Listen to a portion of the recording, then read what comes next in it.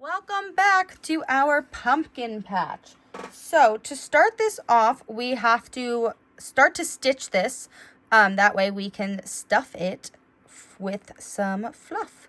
So we are going to do a stitch around the outside. Before you do any of this, if your front pumpkin isn't matching up however you like or whatnot, feel free to take your scissor and even all of the felt out on the edges. That is what I did. Now I'm just tying a knot in this to start our ribbon, or our thread, I should say. One thing actually that we have to do before we do anything is we have to attach our piece that we are going to let it hang on our tree with. So I have some extra twine from a Stampin' Up project, and I want my ornament to hang on a tree about that big. It's like the perfect little length. Maybe I'll go a little longer. So what I'm going to do is I'm going to attach my two ends here. And I'm going to twist, make a knot in these at the bottom, like this. And then, before I do anything here, I want my hanging piece to be in the back of my pumpkin there. So I'm going to thread my needle into here. Just grab a little part of the felt. Thread that through without going through the front. And then so I can attach my ribbon or my twine, I'm going to grab a loop around one edge. And then I'm going to loop around the other edge, kind of just keeping it in place. And then when I actually do the stitches around the outside with the two pieces, this is gonna stay true right there. So then when we go like this, and like I said, when we stitch around here, this will really get grabbed between both of those and also be stuck in the back. So we're going to tie this up, and then we're going to start on our edging. Okay, so before you start to sew, make sure that your pieces match up how you want. We can always do a little bit of trimming, which I might do along the bottom here, so you can see that those bottom pieces don't match up perfectly how I want. So I'm just going to trim them a little bit. That just might happen because if you trim anything else, and then we just got to trim them a little bit more, but this is mostly going to be covered by stitch work anyway, so it doesn't have to be perfect. So I started my stitch. I've got a pretty good knot there, right? So I'm going to start up into my felt, kind of get that caught up in there with that knot. So that knot is inside. And then we're going to start our stitch work. So you want to try to be as even as possible with this. So what I'm going to do is I'm going to just poke this into the back and come forward just where that knot kind of was. And then I'm going to go around once again. And I'm going to kind of come out through the middle and close up that stitch. Okay, so I finally figured out how to finish this part. So what you're going to do is you're going to go through the back and up through the front, keeping your stitches even as you would the other part. And that one was not even. There we go. And then as it gets close to almost being finished, you're going to grab the thread with your needle and pull it tight to close it off. Like that. Yes. And then we're going to do the same thing. You're going to go back through the back, needle going forward. As this comes through, you're going to go as if you're pointing your needle through the back and then pull it back through. And that is how we're going to seal this for it to be stuffed.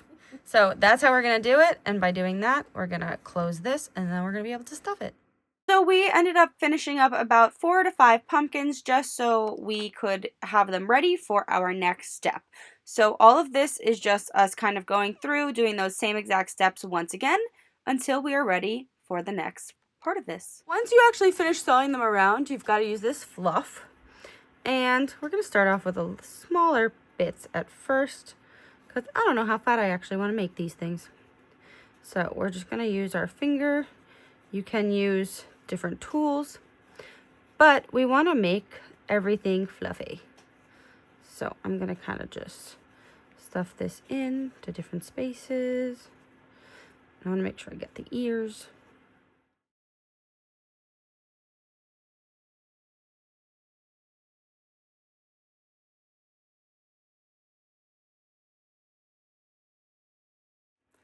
So as you can see here, I'm just kind of fluffing to my desired fluffiness.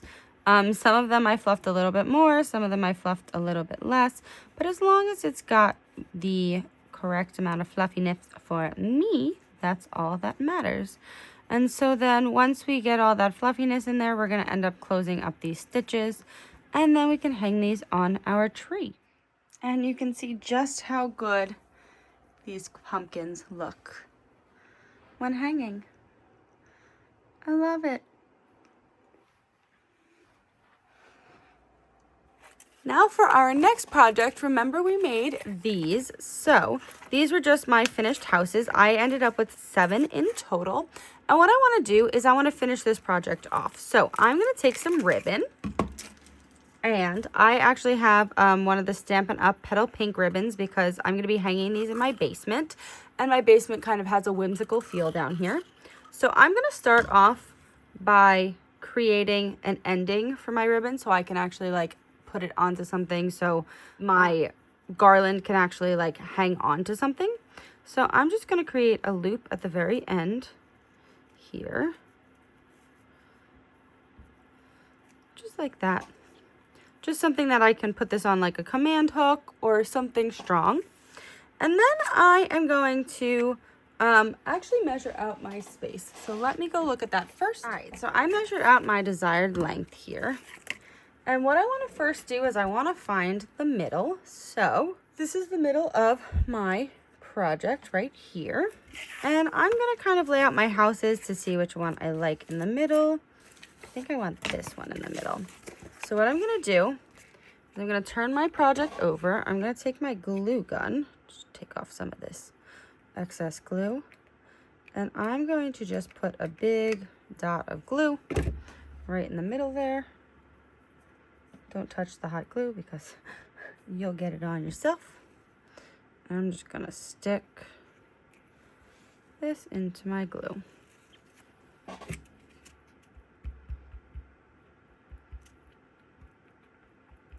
Sometimes I like to use the tip of my glue actually to move my glue around. I find it's just easier and it helps things settle. So since I said I made 7 of these pieces, I'm going to kind of just try and make this even throughout my little string here. And that is going to kind of be how I create my garland. So obviously we've got to let this sit and dry. So I've actually decided that I want it about a hand's length away from each other. And if I've got room on the side, guess what? I've got room on the side, and I can always add more if I want to at a later date. But by doing this, my houses will be spread evenly, and I will be happy with my end result.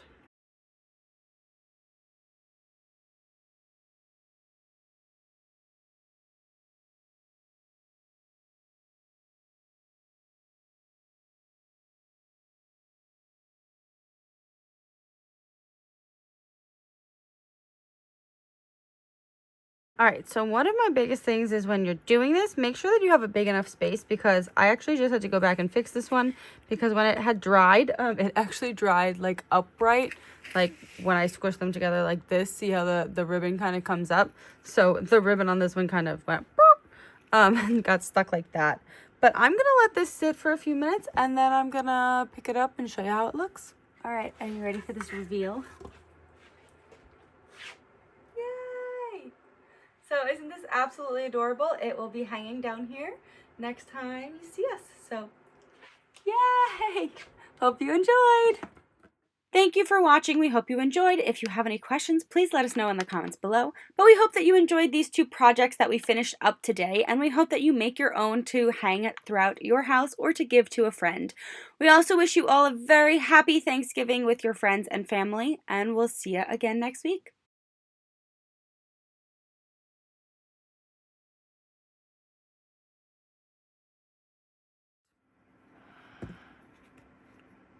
Whoops, I put the needle in the wrong way this time.